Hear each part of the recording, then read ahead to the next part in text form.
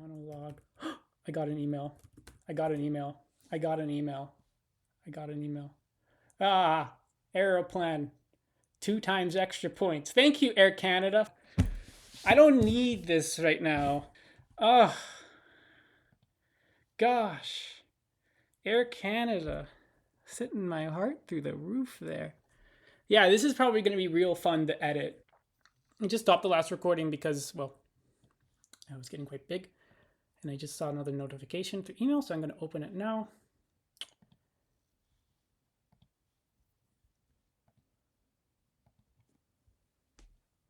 I'm on the wait list.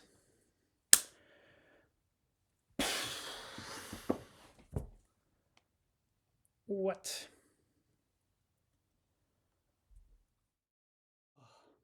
Wait list. I don't know whether to be excited.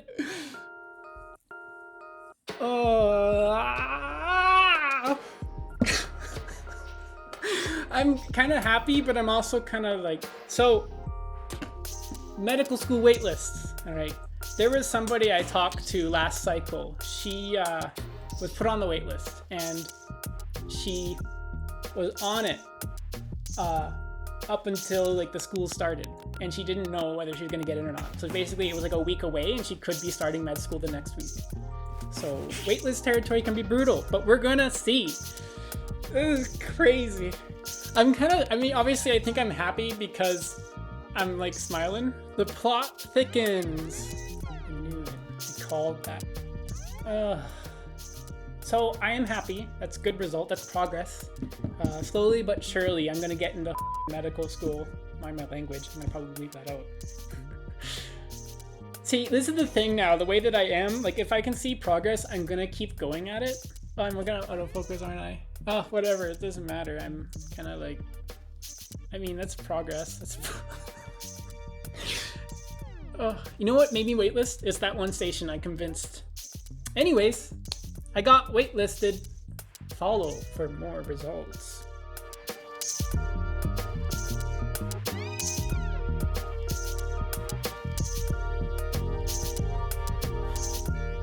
Hello.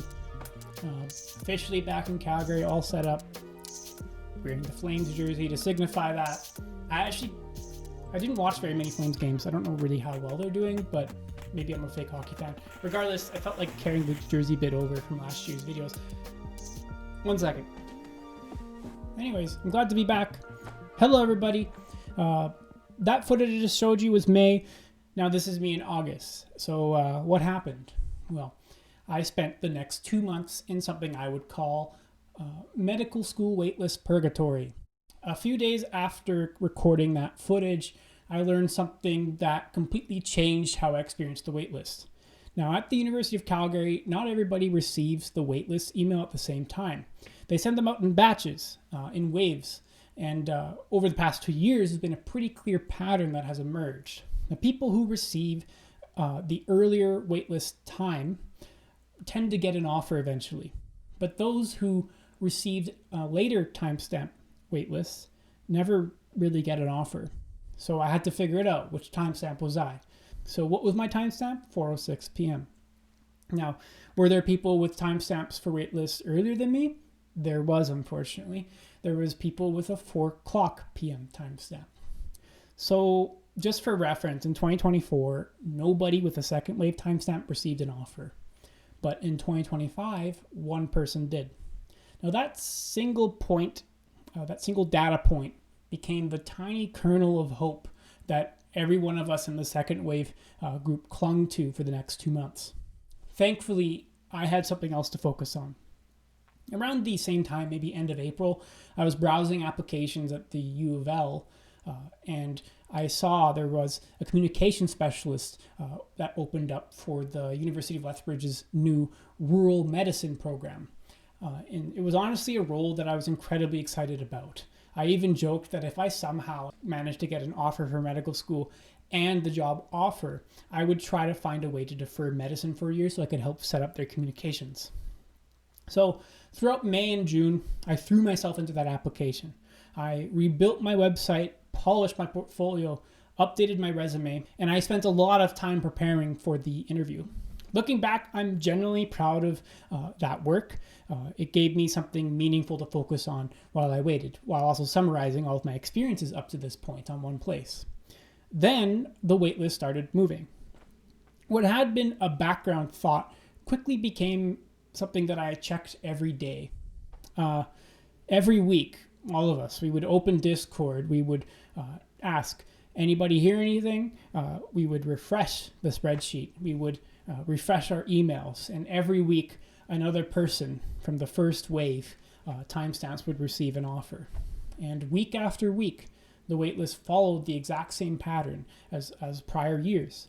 So the hope slowly began to fade. One thing, though, I really appreciated throughout this experience was the people. Now, I tend to deal with stress through humor, and before long, the Discord became like an incubator of this strange little support group. We joke about the statistics. We'd convince ourselves that there had to be more seats left, and we would celebrate every offer that came through. Now, at the same time, I also recognize and realize how stressful this process really is, and whether it's better than a rejection or not.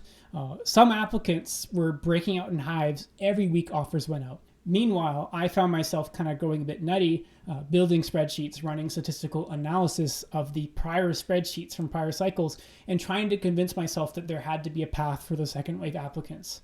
Now, looking back, it's a little bit ridiculous, but when you're like living it, I think hope will kind of latch onto almost anything. Now, eventually, I think it was about June 16th or something, the final applicant with the 4 o'clock first wave timestamp received an offer. Now, we celebrated, and it wasn't because the waitlist was over. The reason why we celebrated was because we genuinely believed that now that all the first waivers were gone, we were next, that maybe at least one person would get a waitlist offer off of the second wave. But then our week arrived. Nothing. No offers, no emails, just silence.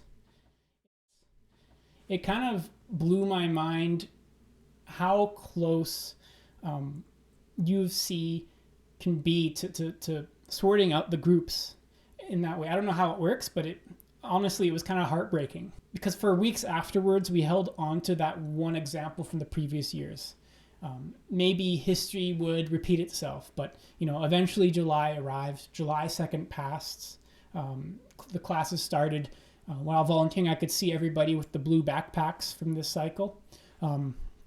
And yeah, every applicant with a 4 o'clock timestamp received an offer.